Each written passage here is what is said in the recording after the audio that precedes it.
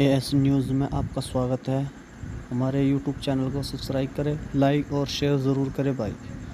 आइए देखिए अहम खबर।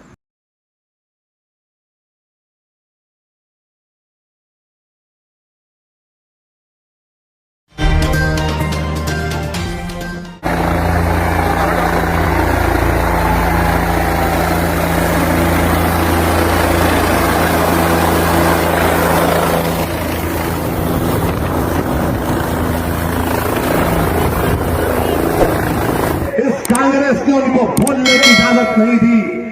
कौन बोला, किसने लड़ा वहां पर, किसने दुनिया के सामने दिखा दिया कि 540 के ऐवान में अगर एक शख्स भी है जिसको अल्लाह का खौफ है और रसूल अल्लाह सल्लल्लाहु अलैहि वसल्लम से मोहब्बत है, तो मैंने दलाइल की बुनियाद पर उसकी मुखालिफत की। कहां गई थी कांग्रेस जब खामोश बैठे थे पूरे।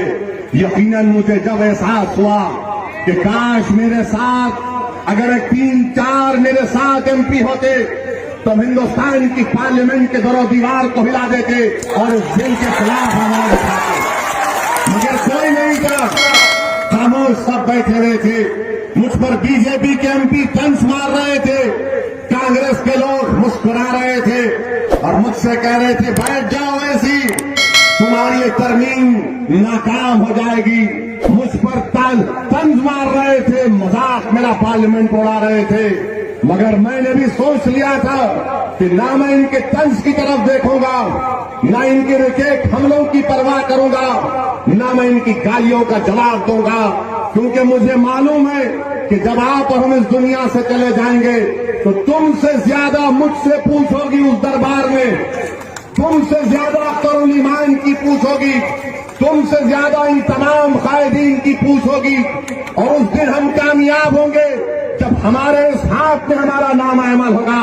तो उस दिन के लिए मैंने कहा कि मुझे परवाह नहीं, मैं अपनी बात को रखूंगा, ताकि हक बात अगर वक्त के फिरौन के सामने हम नहीं रखेंगे तो वो मर्द नहीं कहलाता। मर्द वो है जो वक्त के फिरौन और नमरूदों के सामने हक़ाइक़ और हक को बयान करे। फिरका परस्त नहीं, मैं हिंदुस्तान के आईन के तहत हमारे हुकूक की लड़ाई लड़ रहा हूं। और फिर बिहार में असेंबली के इंतखाबात हुए। असेंबली के इंतखाबात में मैं आपसे पुकारता रहा, आपसे तकरार करता रहा, आपसे लड़ता रहा कि हम जो 6 मुकामात पर अपने उम्मीदवार उठाए हैं, कम से कम हमको वहां कामयाब कर दो। आखिर में मैंने कहा कि छोड़ दो, कम से कम अख्तरुल ईमान को तो तुम कामयाब कर दो, ताकि बिहार के असेंबली में तुम्हारा कोई आवाज हो। तो सबने एक होकर कहा कि मैंने कहा तुम गठबंधन को तुम्हारा एक वोट मोदी की झोली में जाएगा। मेरी तकरीर आज भी यूट्यूब में मैंने कोचा दामन में बात कही, किशनगंज शहर में बात कही, मैंने किशनगंज के असेंबली हल्के के पोतिया मुकाम पर यह बात कही कि तुम गठबंधन को नहीं, तुम मोदी को वोट दे रहे हो। और याद रखो, ये नीतीश कुमार एक दिन मोदी के गोद में जाकर सो जाएगा। और हुआ नहीं हुआ बताया, क्या नीतीश कुमार आपको धोखा नहीं दिया? क्या नीतीश कुमार मोदी के पास नहीं चला गया? तो फिर जब आपने गठबंधन को वोट दिया तो क्या इसमें कांग्रेस जिम्मेदार नहीं है? अगर घर का बच्चा, अगर कोई घर का बच्चा गलती करता है तो इल्जाम किसको देते हैं आप? तो फिर आप फैसला लीजिए। अगर माँ बाप जिम्मेदार हैं तो फिर सजा कांग्रेस को भी मिलनी चाहिए, सजा नीतीश को भी मिलनी चाहिए। ये आपके वोट के हकदार नहीं है मेरे भाई। और ये नीतीश कुमार और नरेंद्र मोदी, ये लैला मजनू की जोड़ी है, याद रखो। ये लैला मजनू की जोड़ी है जो कभी भी जिंदगी में नहीं टूटेगी। इनका इश्क बड़ा मजबूत है। ये बहुत चाहते एक दूसरे को, रात के अंधेरे में और दिन के उजाले में दोनों एक दूसरे से लपट कर रहते हैं। एक दूसरे का दिल मिला हुआ है, हाथ मिला हुआ है, अल्लाह को मालूम क्या क्या मिला हुआ है, मगर मिले हुए हैं, मिले हुए हैं। अख्तरुल ईमान में और और इनमें फर्क क्या है कि अख्तरुल ईमान का दिल तुम्हारे दिल से मिला हुआ है। अख्तरुल ईमान के दिल में, तुम्हारे दिल में जो उमंगे हैं, जो ख्वाब है, अख्तरुल ईमान उसको पूरा करना चाहता है। मगर मोदी और नीतीश कुमार हमको गुलाम बनाकर रखना चाहते हैं, हमको डरा कर रखना चाहते हैं और यही कहती हैं, बताओ आप, ये मोदी की पार्टी के लोग, मनिका गांधी इनकी कैबिनेट की मंत्री कहती है, क्या कहती है, अगर तुम मुझे वोट नहीं दोगे, मुसलमानों को बुलाकर अगर तुम मुझे वोट नहीं दोगे तो मैं तुमको नौकरी नहीं दूंगी, मैं तुमको ये काम नहीं करूंगी।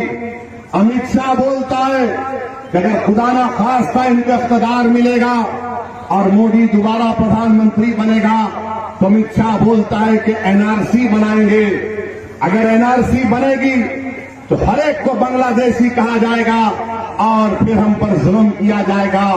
क्या तुम भूल गए, क्या तुमको याद नहीं है सीमांचल की गरीब आवाम कि आसाम में शौकत अली को मार मार कर, पीट कर उसको बांग्लादेशी कहा गया और उसके बाद उसके मुंह में सूअर डाल दिया गया, उसके मुंह में सूअर डाल दिया गया, किचड़ में डालकर शौकत अली को रोक कर पूछते हैं कि तुम गोश्त बेच रहे हो, तो शौकत अली कहता है कि नहीं, मैं 35 साल से कारोबार करता हूं।